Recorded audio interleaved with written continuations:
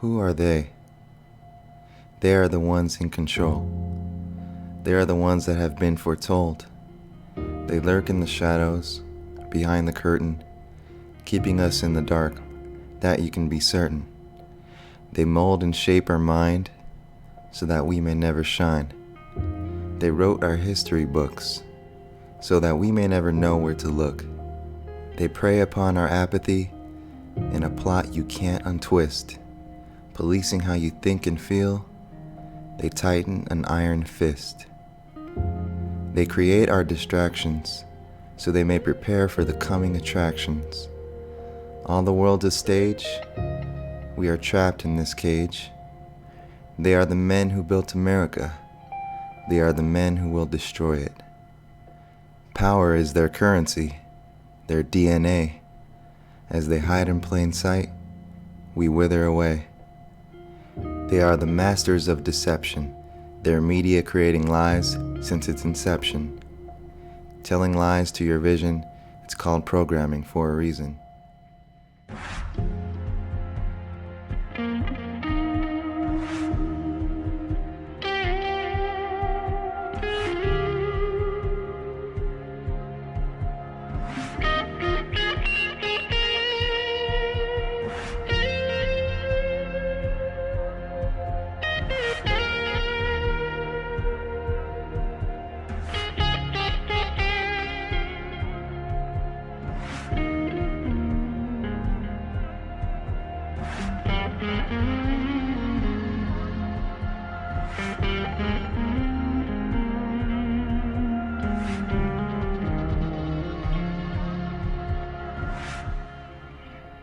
They are behind the big charade.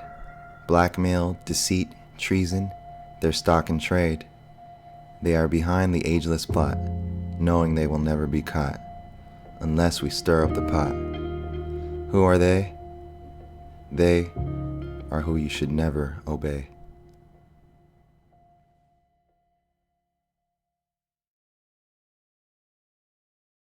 People often ask the question, why is the world being defrauded, deceived, manipulated, enslaved? What is the root cause? The root cause is the Federal Reserve. The Federal Reserve was created in a secret meeting of political and banking elites at a private resort on Jekyll Island in Georgia, 1912.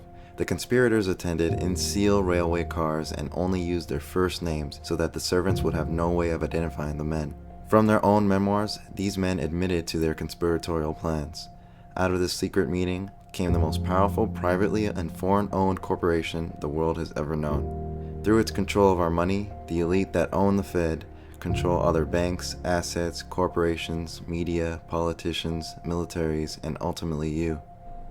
The Federal Reserve is the head of the snake, the root cause of the entire enslavement of humanity.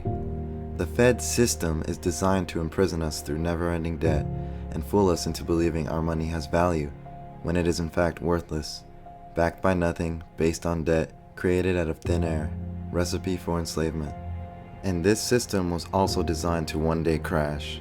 The debt bubble we are currently living in is unimaginably large, and when it bursts, the world is going to experience financial chaos like it has never seen before, and it is only a matter of time. Were it not for this insidious, privately owned organization, we would be living in a completely different world and reality. In the end, things really didn't have to turn out this way. We did not have to adopt a debt-based financial system. We did not have to allow the bankers to enslave us all with debt. But our government allowed this to happen. They gave them the power to issue our currency, ultimately giving them the ultimate power over us. And this was the plan all along.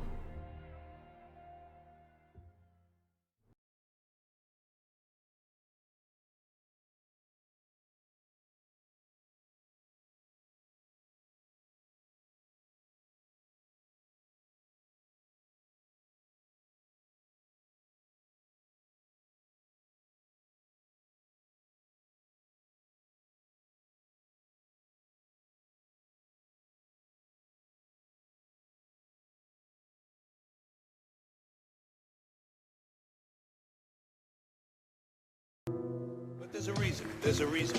There's a reason for this. There's a reason education sucks, and it's the same reason that it will never, ever, ever be fixed. It's never going to get any better. Don't look for it. Be happy with what you got. Because the owners of this country don't want that. I'm talking about the real owners now. The real owners, the big wealthy business interests that control things and make all the important decisions. Forget the politicians. The politicians are put there to give you the idea that you have freedom of choice. You don't. You have no choice. You have owners. They own you. They own everything. They own all the important land. They own and control the corporations. They've long since bought and paid for the Senate, the Congress, the state houses, the city halls. They got the judges in their back pockets. And they own all the big media companies, so they control just about all of the news and information you get to hear. They got you by the balls. They spend billions of dollars every year lobbying to get what they want. Well, we know what they want. They want more for themselves and less for everybody else. But I'll tell you what they don't want. They don't want a population of citizens capable of critical thinking. They don't want well-informed, well-educated people capable of critical thinking. They're not interested in that. That doesn't help them. That's against their interest. That's right. They don't want people who are smart enough to sit around the kitchen table to figure out how badly they're getting fucked by a system that threw them overboard 30 fucking years ago. They don't want that. You know what they want? They want obedient workers. Obedient workers. People who are just smart enough to run the machines and do the paperwork and just dumb enough to passively accept all these increasingly shittier jobs with the lower pay, the longer hours, the reduced benefits, the end of overtime, and the vanishing pension that disappears the minute you go to collect it. And now they're coming for your Social Security money. They want your fucking retirement money. They want it back so they can give it to their criminal friends on Wall Street. And you know something? They'll get it. They'll get it all from you sooner or later because they own this fucking place. It's a big club, and you ain't in it. You and I are not in the big club. By the way, it's the same big club they used to beat you over the head with all day long when they tell you what to believe. All day long, beating you over the head in their media, telling you what to believe, what to think, and what to buy. The table is tilted, folks. The game is rigged. And nobody seems to notice. Nobody seems to care. Good, honest, hard-working people, white collar, blue collar, doesn't matter what color shirt you have on. Good, honest, hard-working people continue. These are people of modest means. Continue to elect these rich cocksuckers who don't give a fuck about them.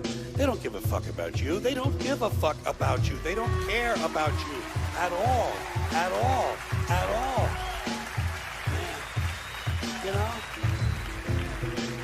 And nobody seems to notice. Nobody seems to care. That's what the owners count on. The fact that Americans will probably remain willfully ignorant of the big red, white, and blue dick that's being jammed up their assholes every day. Because the owners of this country know the truth.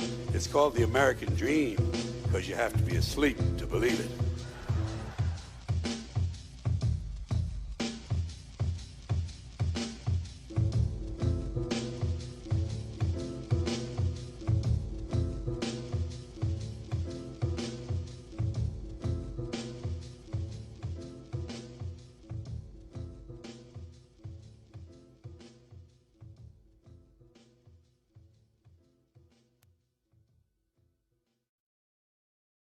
Hey, this is Larkin Rose. I was going to title this video, Why There Is Hope. And it actually does end with some very positive, hopeful stuff. But first I have to offend and insult a lot of people. And to make it worse, the people I will be offending and insulting are very good people with very good intentions who are working very hard at what they believe in. So I'm sure this is going to win me tons of friends. And there's somebody out there, and it's your fault I'm doing this video today, and you know who you are.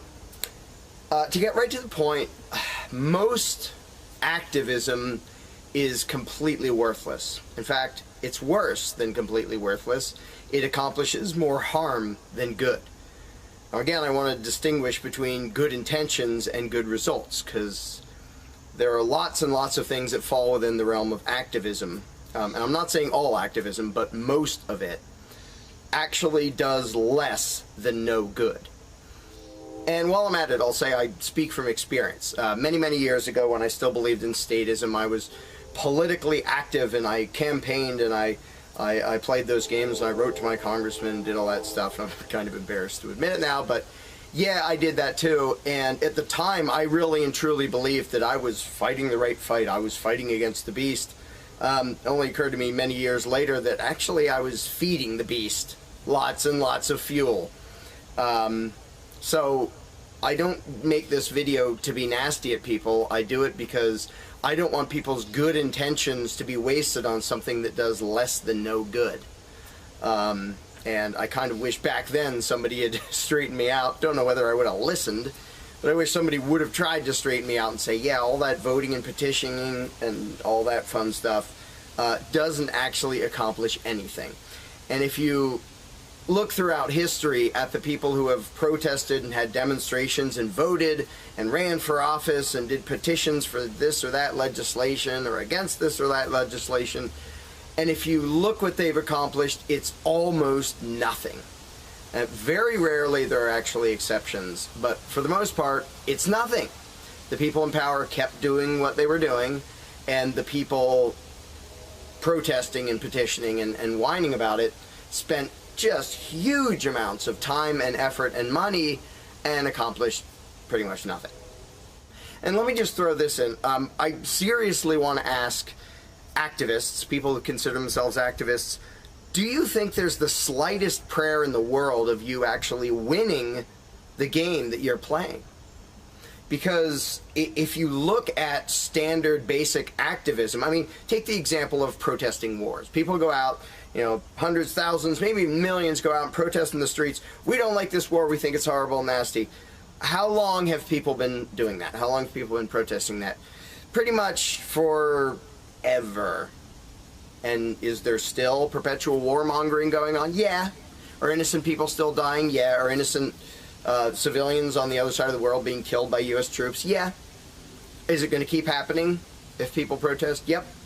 So how many activists actually think that, well, if we have one more protest, suddenly the people in power are going to go, oh, you're right, sorry about that, we're bringing all the troops home. If you don't really think you're, first of all, if you do think you're going to win, if you think you're one protest away from making the control freaks wise up and be good and noble people, you're not. And if you don't think that, if you think it's going to continue the way it's gone for the last forever, which is you complain and completely righteously, you make these heartfelt objections, and it just keeps right on going. The war machine keeps grinding along, keeps grinding up innocent lives. If you don't think you're going to win, why do you keep doing it? Now, speaking for myself, back when I was politically active, I didn't think there was another choice. That was the only fight I could fathom, is try to get somebody different in office or call your congressman and protest. That's all I knew that there was. And that is key. Because if the people in power can convince you that your only recourse, the only civilized approach for you to take, is begging and petitioning and whining, you're doomed. If that's all that's inside your narrow view of what you can accomplish in the world, you don't accomplish anything. The slave masters are thrilled to death. You throw away all your time, all your effort, all your money into something that will accomplish exactly nothing. And I'm not saying this to make people feel bad. Again, I want people's good intentions to accomplish something. And most activism does not accomplish anything. Well, it doesn't accomplish anything positive. It actually accomplishes things in the other direction. Like I said, back when I did it, I didn't realize I was actually feeding the beast that I was trying to defeat. See, the problem with most activists is that they don't actually know what the problem is. The problem is they don't know what the problem is. As Thoreau put it, there are 1,000 people hacking at the branches of evil to one striking at its root. And that's totally true, and you can see it throughout the world and throughout history. We see symptoms of the problem all over the place, and there's more examples of that than anyone could possibly count. Whether it's a war, or like what they're doing to Bradley Manning, what they're doing to Snowden, the war on drugs, the warrantless searches, all the symptoms of the problem, and there's an endless list of symptoms of the problem that are totally worth getting angry about and saying, this is horrible, we have to do something about this. Trouble is, most activists don't actually recognize the cause. They see the symptoms and say, look at this horrible symptom. And if you don't know the cause, you don't know how to stop the symptom. I mean, if we had a big protest and rah, rah, rah, they let Bradley Manning go, do you think, first of all, Do you think that's going to happen? Second of all, if it did, do you think government from now on would say, yeah, when people point out that we're evil, murderous psychos, let's just let it slide? You know, that's not going to happen. No amount of protests and votes and petitions are going to make that happen. And I hope even the activists are honest enough to admit that that is not ever, ever going to happen. So, if you're treating the symptom because you don't know what the cause is, that doesn't do any good. And if you're actually reinforcing the cause, that's worse than no good. And I'm here to say most political activists are reinforcing the problem while they holler and scream at the symptoms. And they'll go out there and say, well, we need to raise awareness. Okay, is anybody not aware that government does evil stuff? Pretty sure everybody kind of gets that. You know, getting the details out there and getting information out there, I like that. That's good. That's worthwhile. So good. Now we have a lot of people that knows that the government's evil and vicious and violent and murderous. And it still is. Like, you raise awareness, and then what? People are aware of it, okay? Some ways, maybe it would be better if they weren't. At least they could be happier while living as slaves.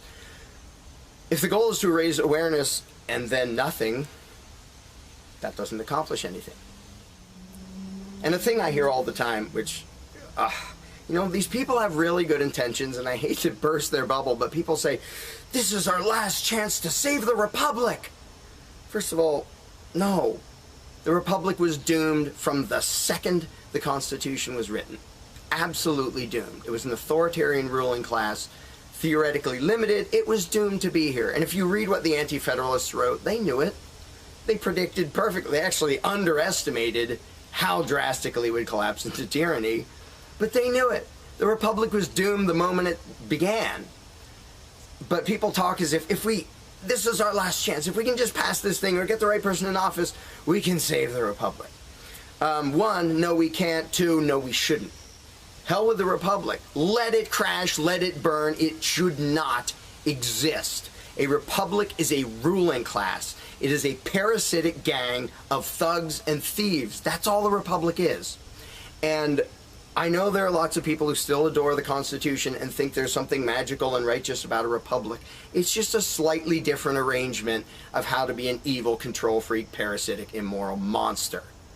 It doesn't really make any difference.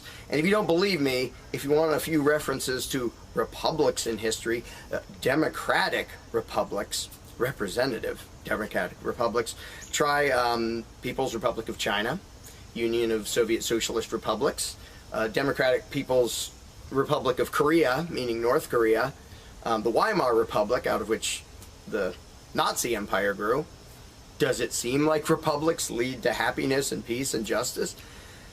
So no, don't try to restore a republic. You're trying to restore the problem. Don't try to restore the problem. That doesn't freaking help.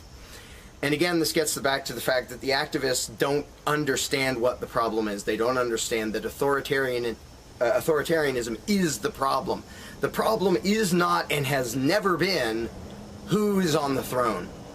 The problem is and has always been and will always be until people wake up that there is a throne there to be on.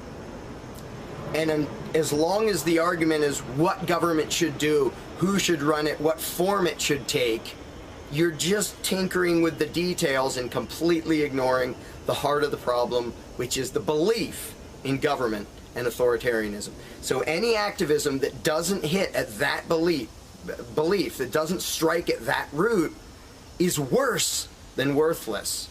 Not only does it treat symptoms that aren't going to change anyway, but it actually reinforces in the minds of all the listeners and viewers that that heart cannot be touched. That of course we need government. You know, I hear people, it's funny, I am anti-government. I'm 100% anti-government because government is inherently immoral and evil and destructive.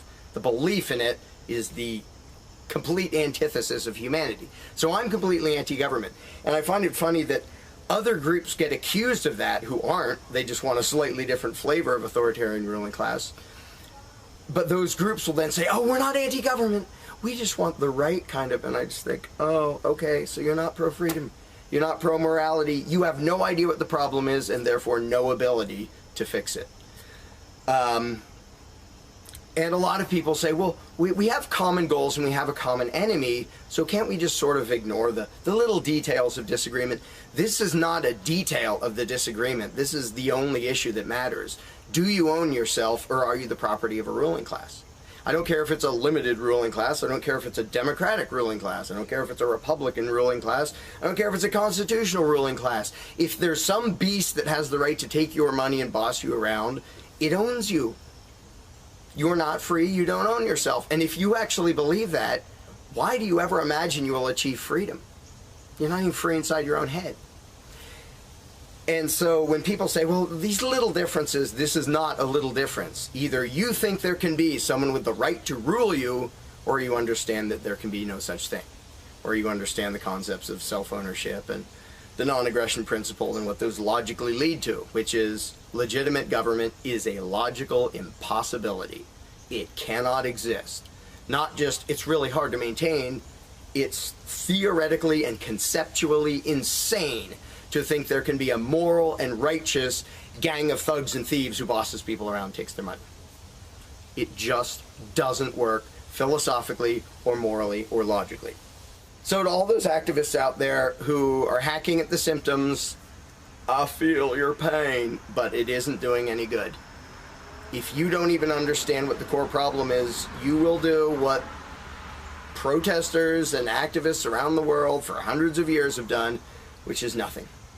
Bash your head against a brick wall, scream and holler, and accomplish nothing.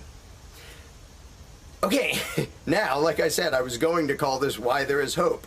So far, we haven't heard a lot of hope in this video yet. Here's why there is hope. There are a lot of people now who are coming to see the actual problem, who are recognizing the source of all those little symptoms you see. The warmongering and the fascist police stops and the war on drugs and the detaining people and just all the little symptoms that people can point to and say, that's bad, that's bad, that's bad, police abuse, everything else. There are a lot of people, thousands and thousands, who are coming to recognize the underlying cause, the real problem, which is the belief in government and authority. If you don't fix that, you don't fix anything.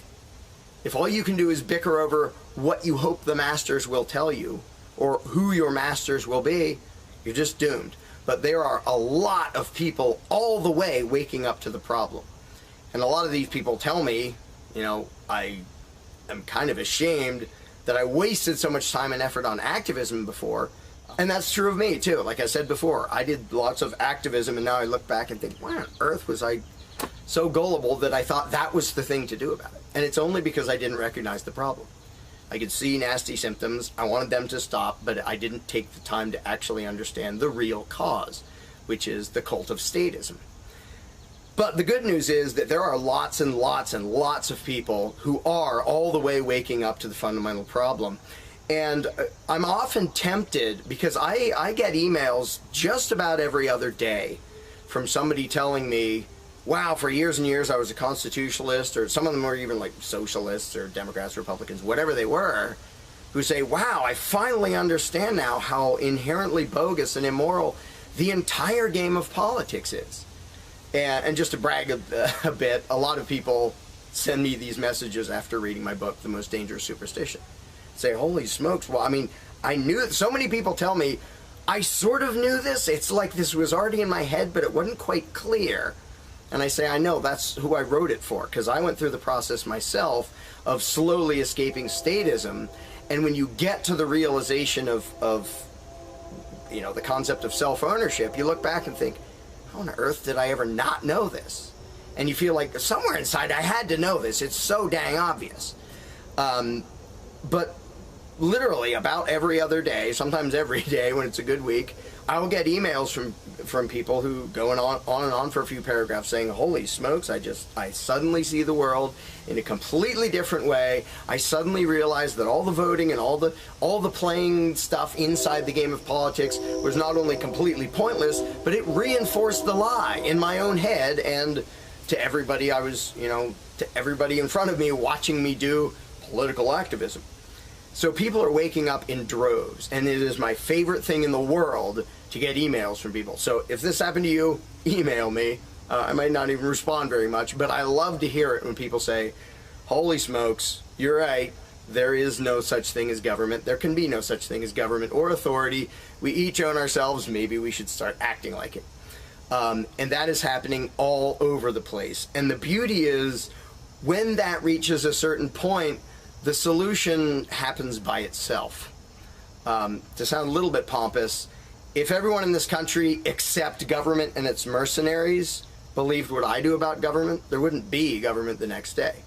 And it wouldn't require a revolution. It wouldn't require overthrowing them.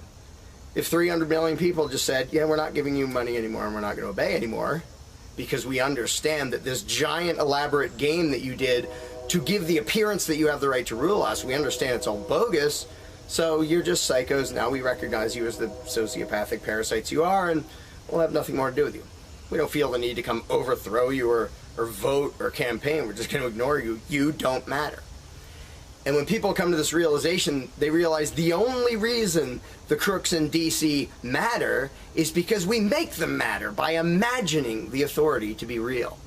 And that's what my silly little video, The Tiny Dot, is about. When you see the difference in numbers, it becomes pretty obvious that all of their power comes from the perceptions of their victims. If the victims stop imagining an obligation to bow to this tiny little dot of liars and crooks, we're done. No revolution required, no violence required, none of that. Poof, we're done. It's over. And I think we're just charging in that direction, because I see thousands and thousands of people waking up and saying, whoa, I finally actually understand this. I've been sort of looking around the edges till now, and now I actually get it. And that doesn't go backwards. People who realize that don't next week say, yeah, I believe in government again. It just kind of doesn't happen. And most of the time when I get messages when people say, wow, I finally understand what freedom really is and what self-ownership really means, that's almost always followed by, and now I'm telling other people about it. And that's something you can't stop that. You know, I won't guess an exact date, but this will spread until the cult of statism falls and is gone forever. So to all you activists, I would beg you to take a brief break from your protest or your event or your whatever the next thing it is you're doing, to actually reconsider your own belief system and what you believe about authority and government and law and all that fun stuff. Because you may find, as thousands of people I know have already found, that your incomplete understanding of reality is leading you to waste tons of time and effort and money on something that doesn't do any good. And the good news is, if and when enough people understand the truth, it doesn't even take that much time and energy and money to actually fix this. You don't have to do anything to the ruling class. You don't have to vote it out. You don't have to overthrow it. You don't have to do anything except ignore it. And if 300 million people choose to ignore something, that's pretty darn easy to do. Well, how much effort does that take to simply not pay any attention to the parasites in Washington? But for that to happen, people have to recognize the underlying problem. And they are in droves, but I would really, really urge anybody who's out there fighting and fighting for justice, back up long enough to figure out if what you're fighting is a symptom or the actual cause, and if you might accidentally be helping the monster that you're trying to fight against.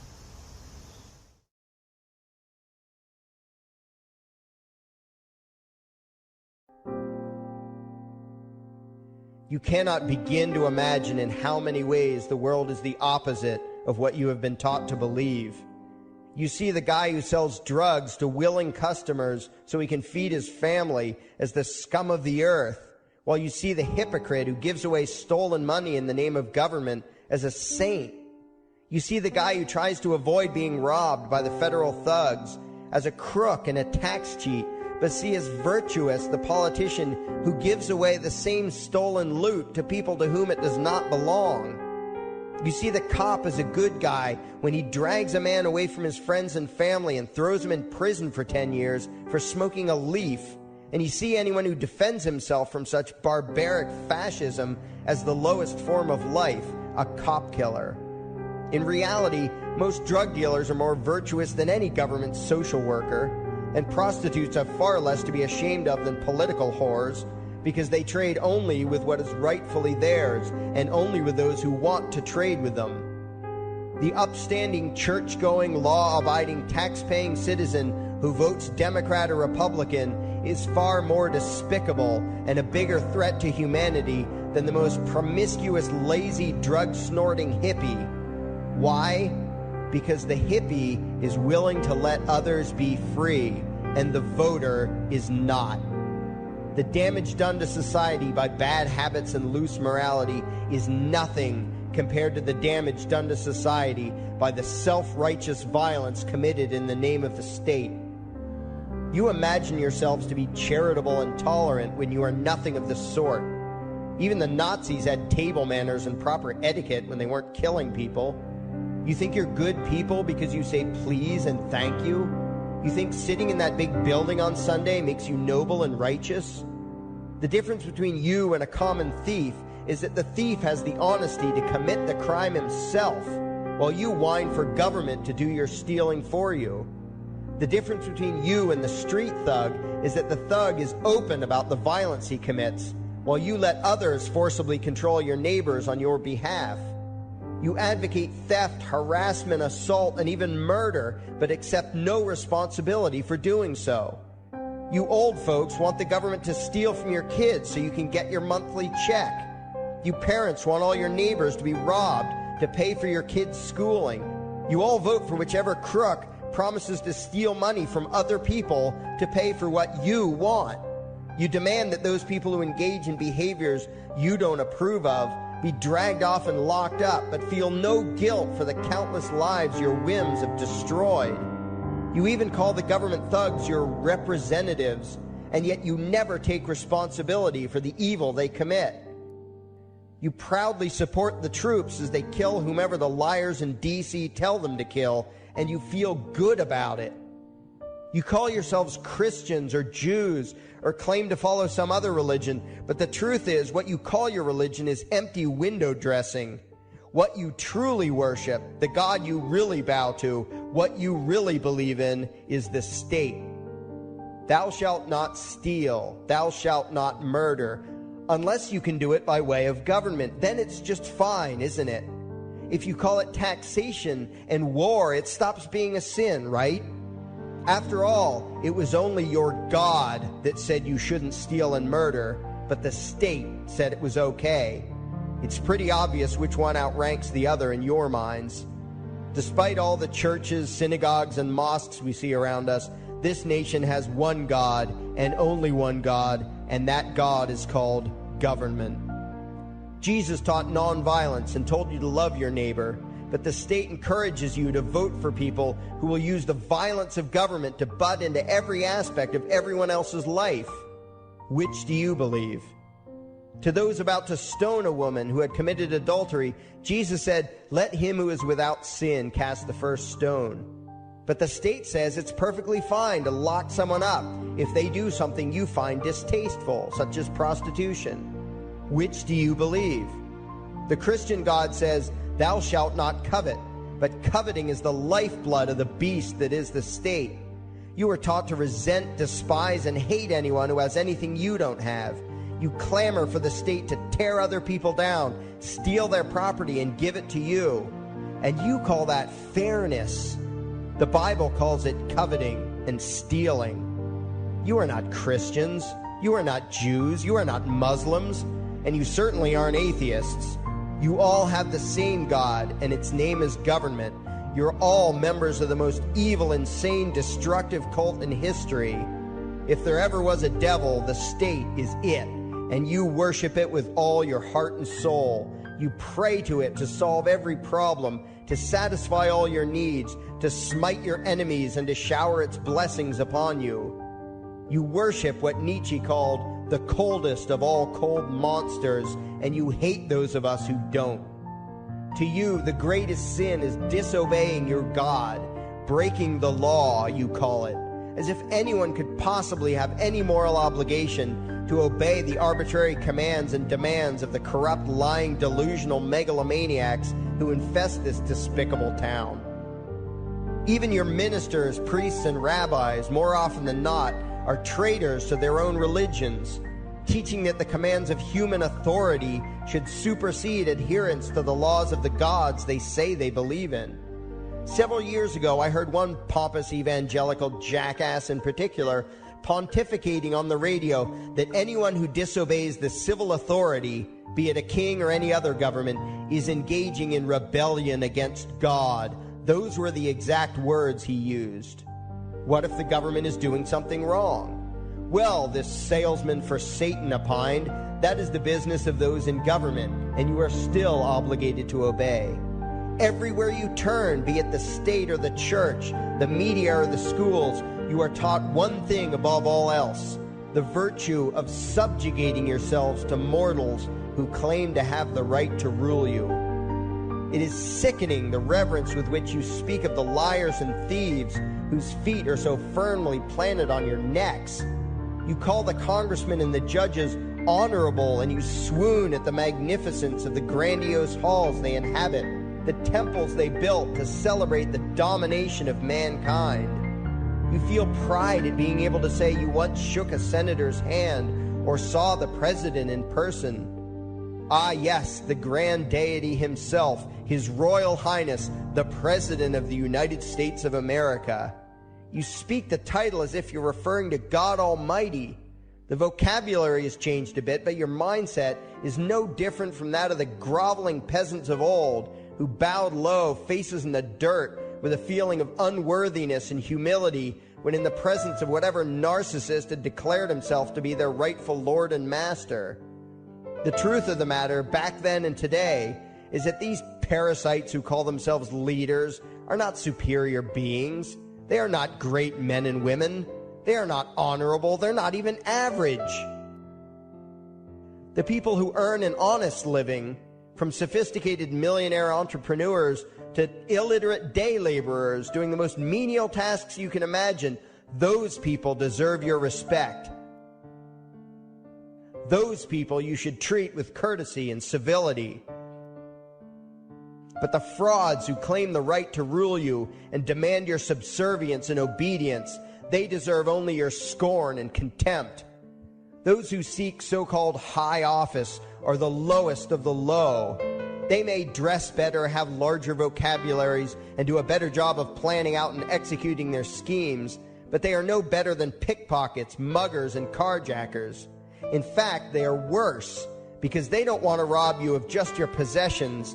They want to rob you of your very humanity, deprive you of your free will, by slowly leeching away your ability to think, to judge, to act, reducing you to slaves in both body and mind. And still you persist in calling them leaders. Leaders? Where is it that you think you're going exactly that would require you to have a leader? If you just live your own life and mind your own damn business, exercising your own talents, pursuing your own dreams, striving to be what you believe you should be, what possible use would you have for a leader? Do you ever actually think about the words that you hear, the words that you repeat? You parrot oxymoronic terms such as the leader of the free world, even pretending for a moment that there is some huge journey or some giant battle that everyone in the entire nation is undertaking together that would require a leader. Why would you ever think, even for a moment, that the crooks that infest this town are the sort of people you should listen to or emulate or follow anywhere? Somewhere inside your mostly dormant brains, you know full well that politicians are all corrupt liars and thieves, opportunistic con men, exploiters, and fearmongers. You know all this, and yet you still speak as if you are the ones who are the stupid, vicious animals, while the politicians are the great, wise role models, teachers, and leaders without whom civilization could not exist. You think these crooks are the ones who make civilization possible?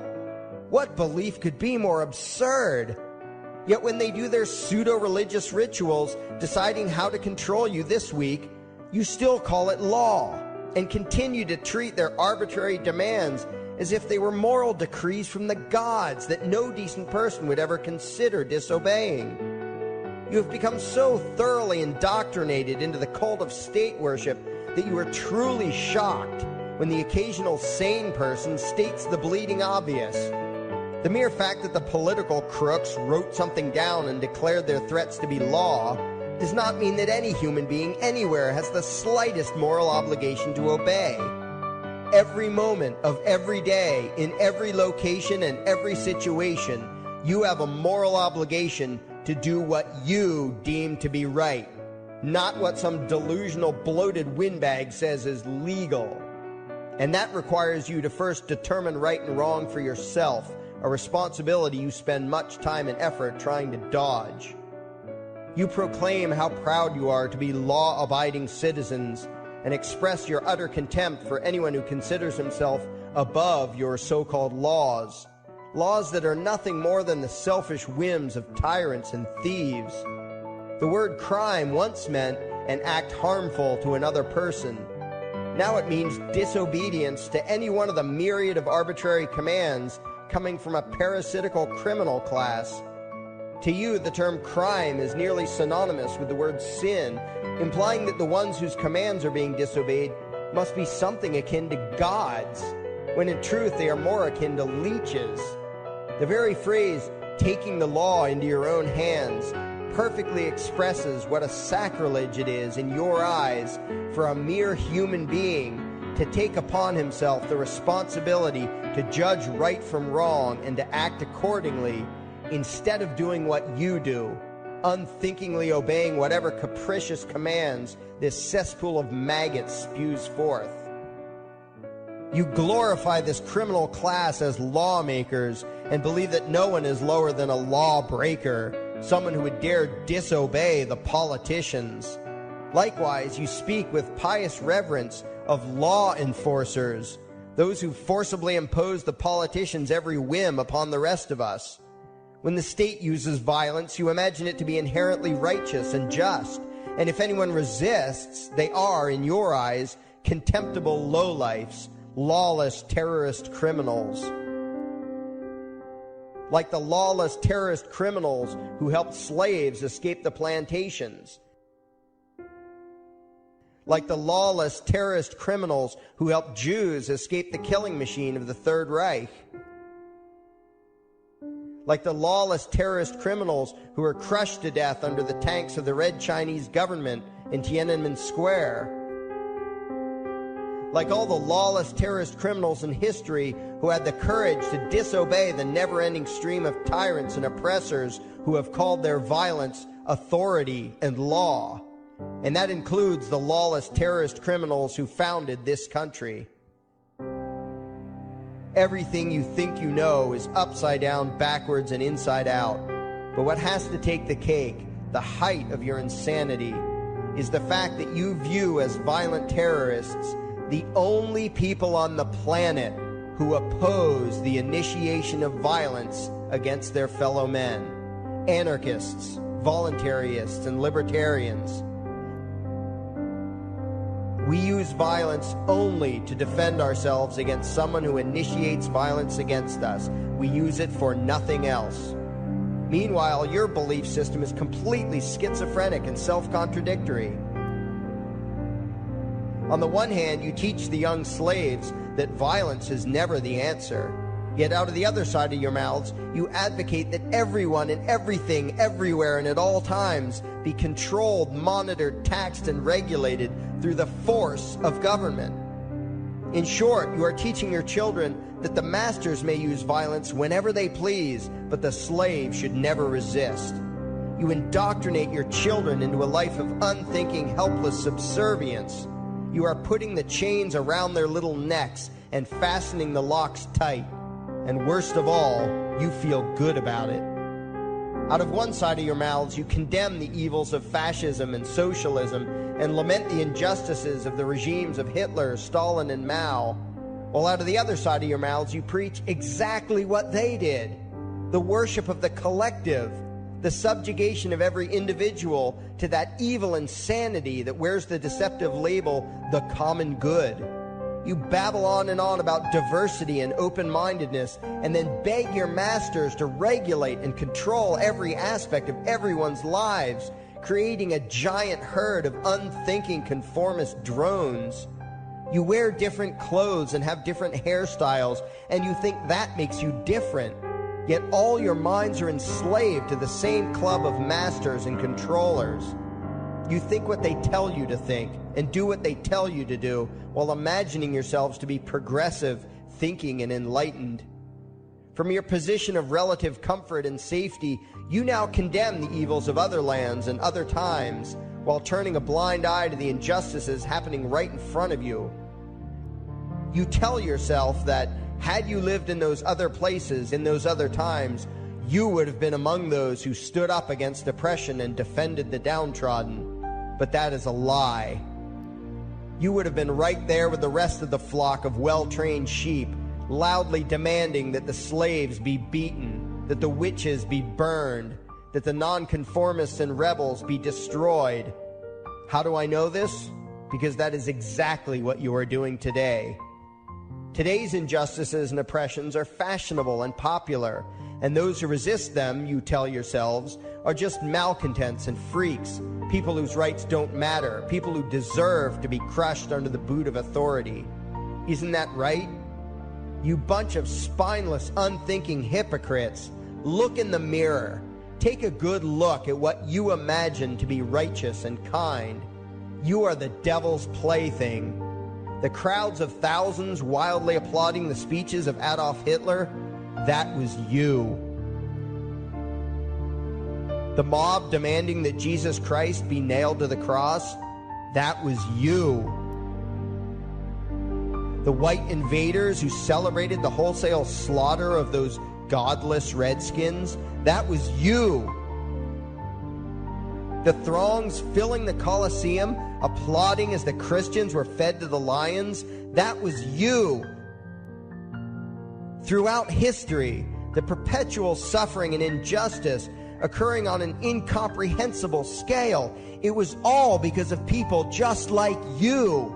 The well-trained, thoroughly indoctrinated conformists, the people who do as they're told, who proudly bow to their masters, who follow the crowd, believing what everyone else believes and thinking whatever authority tells them to think. That is you. And your ignorance is not because the truth is not available to you. There have been radicals preaching it for thousands of years. No, you are ignorant because you shun the truth with all your heart and soul. You close your eyes and run away when a hint of reality lands in front of you. You condemn as extremists and fringe kooks those who try to show you the chains you wear because you don't want to be free. You don't even want to be human. Responsibility and reality scare the hell out of you, so you cling tightly to your own enslavement and lash out at any who seek to free you from it. When someone opens the door to your cage, you cower back in the corner and yell, "Close it, close it." Well, some of us are finished with trying to save you. We've wasted enough effort trying to convince you that you should be free. All you ever do is spout back what your masters have taught you, that being free only leads to chaos and destruction, while being obedient and subservient leads to peace and prosperity. There are none so blind as those who will not see. And you nation of sheep, would rather die than see the truth.